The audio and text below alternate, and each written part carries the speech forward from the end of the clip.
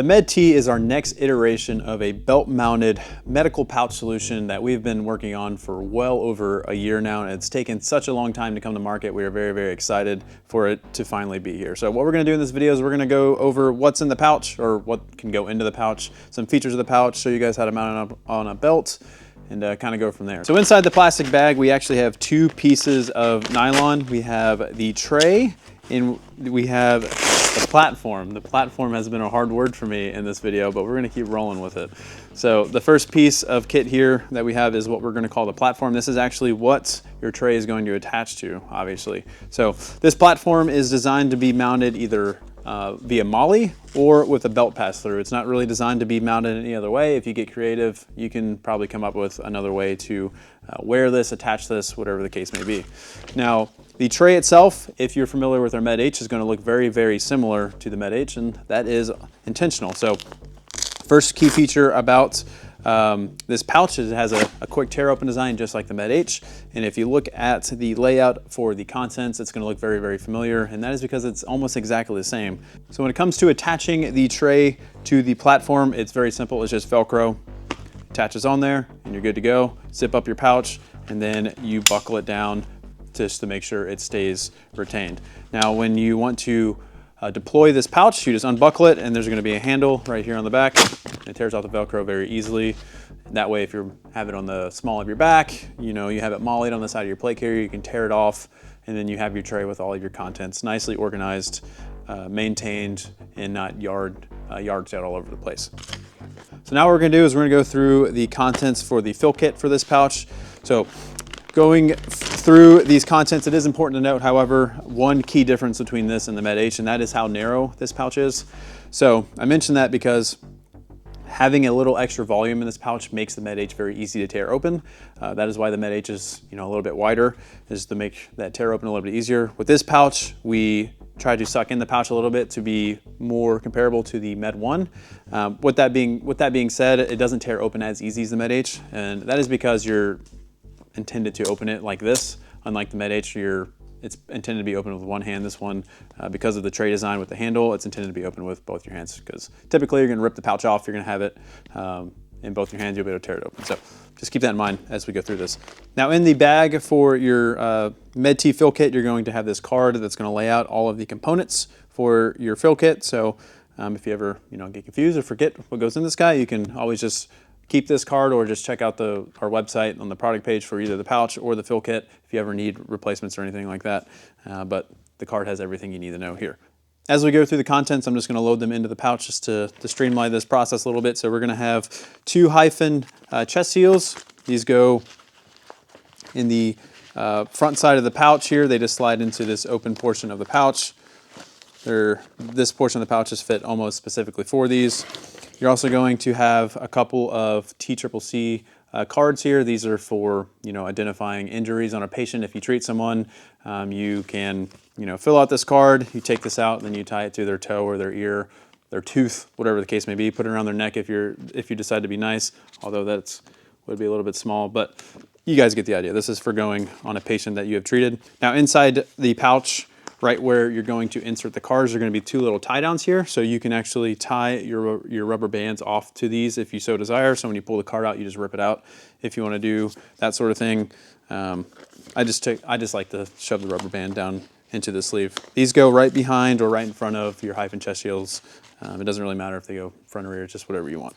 Continuing on with this portion of the pouch where it looks like a bunch of pins go, that's exactly what goes there. This kit's going to come with two needle Ds.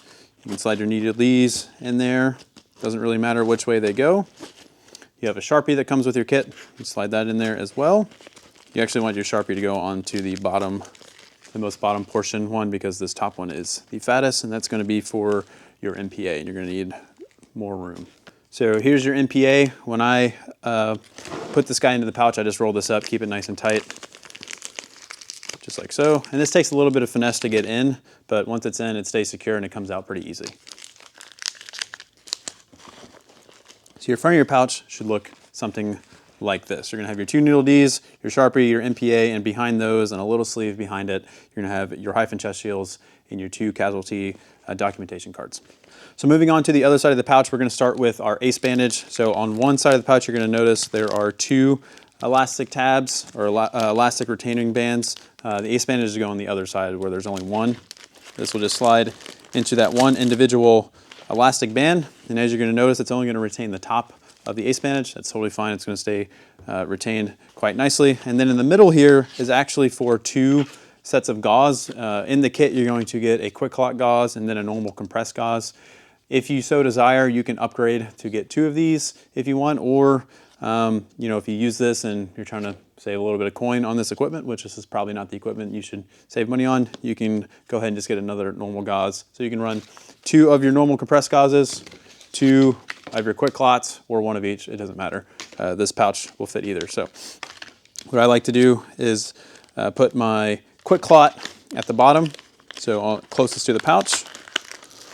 Just like so. You just kind of wrap up the plastic a little bit so it fits in there quite nicely, and I'm going to put my normal gauze on top.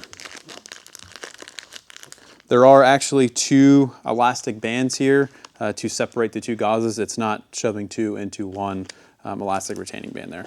And then the last two spots here are for your duct tape in your gloves. You can take your duct tape out of this little plastic bag like I'm going to do,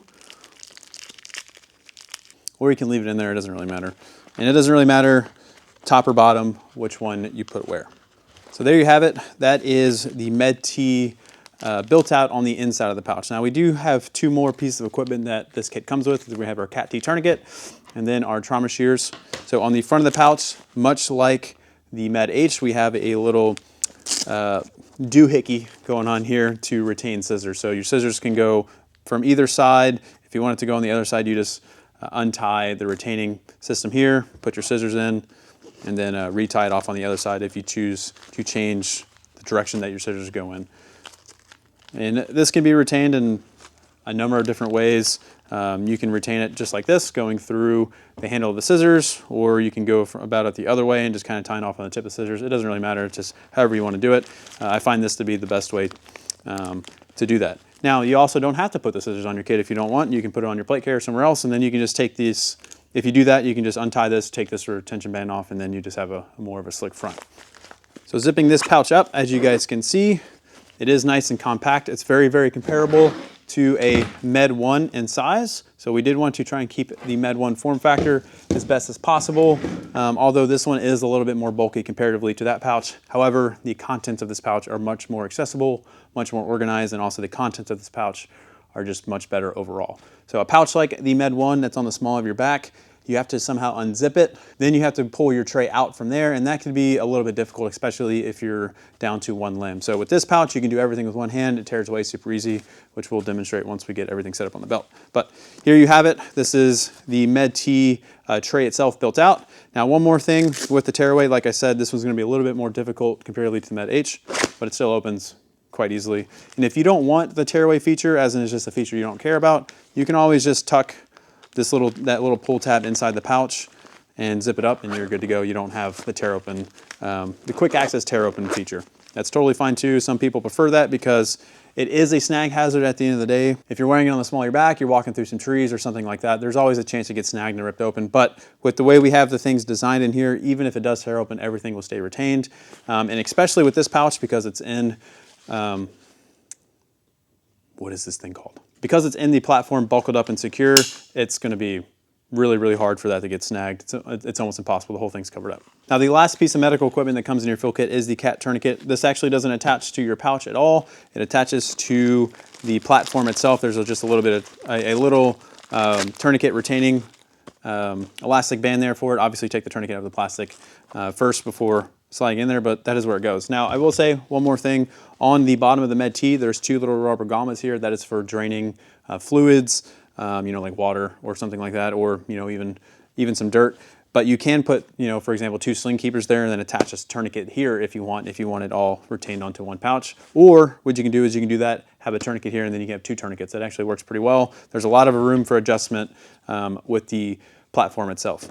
So the next thing we're gonna do is mount this guy up onto a speed belt. So like I mentioned earlier in the video, this platform is designed to be mounted either by MOLLE or through our belt pass-through system. So if you're gonna be mounting it via MOLLE, you can mount it MOLLE onto a speed belt. It's gonna move around a little bit. I'm not gonna demonstrate how to do that, but the MOLLE is really designed to be mounted like on the side of a plate carrier or towards the small of your back or something like that. Some place that you can still reach with at least one hand to get to it. It's not designed to be mounted like on the back of your plate carrier directly in the back, because you're not gonna be able to get to it. This is designed, like I said, for you to be able to access it by yourself. Now, if you're going to use this primarily on a belt, you don't plan on using the MOLLE, that's totally fine and what we expect a lot of people to do. You can just cut these guys off. The MOLLE can get in the way and get a little bit annoying, but we wanted to add the feature to the platform for people that want to MOLLE it. So if you know you're not going to use it, just cut them off. It's not that big a deal. And once you cut them off, just use a lighter to burn the edges there so it doesn't fray or anything like that. But if you don't want to cut it off, understandable.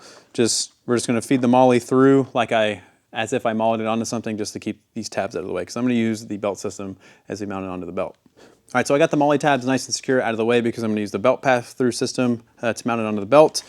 I'm actually going to attach the platform with nothing on it, just makes it a little bit easier. So we're actually going to be upgrading from our Med-1. So first things we got to do is take everything off the belt that's kind of in the way, starting with our rag carriers.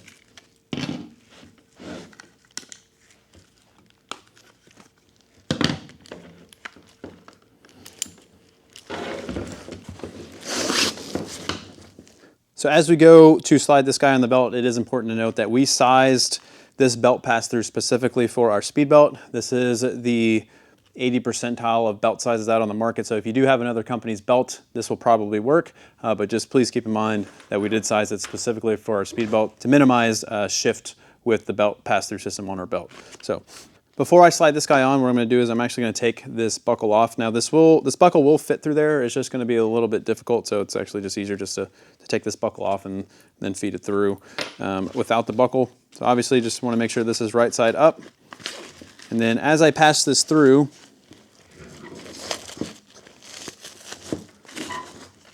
if you have a Med-1 and you're moving to this pouch, you're going to notice this is going to be much tighter to the belt, and that was intentional. Again, with the Med-1, this was sized to be a little bit more forgiving with other companies, with other manufacturers' belts out there. So this would wobble around a little bit. You're not going to experience that with this belt. So when I slide it through, I'm just going to slide it through this first one, feed it back through the middle two, so I have some of that Velcro exposed, and then I'm going to feed it back through on the last pass through, just to keep it nice and secure to the belt.